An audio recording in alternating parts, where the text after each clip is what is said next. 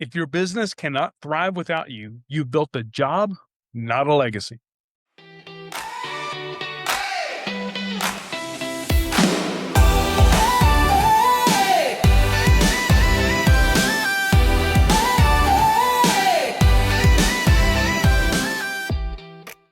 Welcome to Kingdom Entrepreneur, where it's His kingdom and your calling. We exist to equip and inspire business owners and leaders who believe in God and believe that their business or their responsibility or role as a leader is a God-given gift and a responsibility to do business differently, to do business God's way. Welcome back. This is episode 5 of our solo episodes on the Builder's Blueprint. We've talked about foundation, framework, structure, and systems. And today we arrive at the 5th pillar of building a successful company, and that's legacy and multiplication. Success asks, what can I achieve? Legacy asks, who will be different because I lived? Many entrepreneurs spend their lives building a successful company, but very few intentionally build something that will outlive them. And the truth is, your success is about more than just your personal attributes. It's about what happens because of you. Early in business, survival is the goal. Then growth becomes the goal. Eventually, if we're not careful, the business becomes the goal. But the truth is this: businesses exist to serve people, not the other way around. One day, someone else will sit in your chair. The question is whether you've prepared for that day. Let me say that again, because for some of you, this will be the first time you've really thought about it. One day, someone else will sit in your chair. Someone else will lead the company, or if something happens to you and you've not built well and you've not prepared for that, the business will just come to an end. And is that really what you want? For something that you've poured your life into? You've got blood, sweat, and tears, countless hours, all of your resources to come to nothing? A business that's built around one personality has a limited future. A business that develops leaders has a multiplying future. Let me tell you a story about 2 different builders. One of them literally builds a beautiful home, but never teaches anyone how to maintain it. When he leaves, it slowly deteriorates. Now, you could say that's not the builder's job. The builder's job is to build it, and then you've got to figure it out on your own. And that's exactly what happens in so many businesses. But the second builder builds an equal house, but then trains apprentices throughout the project and trains the owner of the new home how to take care of that house. And so while both of those are going on, he's not just building a house, he's teaching craftspeople how to build homes of their own, how to do their job without his constant supervision, taking the time in the process to explain, this is what we're doing, this is why we're doing it, this is how we're doing it, and this is why it matters. Both created a project. They both completed a home, but only one multiplied a legacy. One of the greatest things that could be said to a business owner, and some of you, it may be something you go, wait, I don't want that, is to train people so well that they go on and do something else. Now, the truth is, if your vision is big enough that their vision fits inside of it, you can develop people who will stay the long term, who will spend a career with you. And as they continue to grow and you continue to grow, the business, the legacy gets bigger and bigger. Your greatest accomplishment may not be the company you build. Really, the truth is, your greatest accomplishment should be the leaders you develop. There's a biblical picture of multiplication. We've talked about it before with Moses when his father-in-law Jethro came, but then you also have this one. Moses invested in Joshua. Here's a young man who stood apart. He separated himself from others. Just Joshua and Caleb gave a good report, if you want to read it. And then Moses developed a special relationship with Joshua. Joshua got to see things other people didn't get to see. Joshua got to hear things other people didn't get to hear. Joshua received very specific training from Moses so that when Moses died, the mission continued.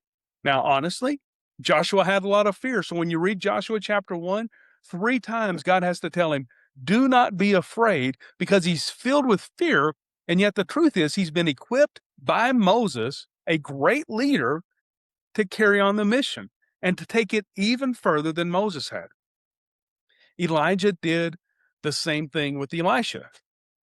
In fact, Elisha prayed for a double portion of Elijah's spirit, and he got it. Jesus invested in the 12. Paul invested in Timothy. Kingdom leadership is never about making yourself indispensable. Oh, it feels good for a while, but that becomes exhausting. Kingdom leadership is about making other people capable. Here's the 5 marks of a legacy builder. And if you've not started taking notes yet, I really encourage you to pause the podcast or the YouTube and get a piece of paper, get your notes out on your phone, and get these 5 marks of a legacy builder.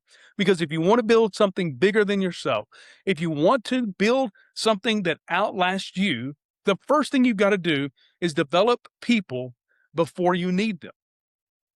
Too often businesses wait until there's a crisis and they promote, or they don't delegate. They just dump responsibility to people who've not been trained. They don't know what the outcome's supposed to look like. It's just, I can't do it anymore. You've got to do it. No, legacy builders develop people before you need them. Second, they document values, not just procedures. Again, the why you do something is more important than the what you do. And so documenting those values. And I feel like I have to say, a lot of the companies I've worked with, when they're working on their values, they're more prescriptive, what they want them to be, than descriptive, what they are. True values are not what you wish they were, not what you're going to grow into. They are what you actually do. Because what you do reveals who you really are. The third attribute of legacy builders is they celebrate shared wins. And every win is a team win. And so you take no credit for any of the victories and take all of the credit for the failures. Take all of the responsibility. You learn, you adjust, and it could be so simple as, I did not make this clear. This is my fault. I presumed, I assumed, I just thought, I didn't take the time. But you find the ultimate responsibility. But when there's a victory, you point out, this could not have happened without this person, without that person, without your contributions, without what you did. The fifth thing is legacy builders measure success by lives changed more than dollars earned. So I want to encourage you to ask yourself a question every single morning. Before you get to work, before the first meeting, before the first text message, before the first email, ask yourself this question: who am I developing? Here's a very practical exercise. Write down the names of your 5 most influential team members. Not the ones you like the most, the ones who, when they go, when they move, when they change, when they take a course of action, others intentionally follow them because they have influence. And ask yourself these 3 questions. What am I intentionally teaching each one of those people? Second, what responsibility can I entrust to them? And third, if I stepped away for 6 months, I know it sounds crazy, but if I stepped away for 6 months, who could lead? And then the next part is, I want to encourage you to commit to one development conversation this week with each one of those people. Where are you going? What's your dream? I want to help you get there. You see, the builder's blueprint has taken us from foundation to framework, structure, systems, and now legacy. Don't just build a company. Your real business is building people. Don't just accumulate success. Multiply significance. It's one of the things I learned from my mentor, John Maxwell. For so long, success is what we're driven by. But there will come a point when you finally realize, I need more than just success. I need more than just a plaque on the wall or a mile marker that I've passed. I want to do something significant. And significance really comes from not having just success, but from others having success because you've done something that will outlast you. One day, your greatest return on investment won't be a financial statement. It will be found in the lives that to continue to flourish because you chose to lead with faithfulness. So today in Kingdom Entrepreneur, I'm encouraging you to build a business God's way, one that creates freedom, that serves people well, that leaves a legacy that points others to Christ, and that really makes a difference in the world. Until our next solo episode, when we'll go through, I'll work with you through the way to evaluate what you're doing. I want to remind you, this is Kingdom Entrepreneur, where it's His kingdom and it's your calling. And God has given you the opportunity and the responsibility to build different, to build people first, and then to build a business. Y'all have a great day.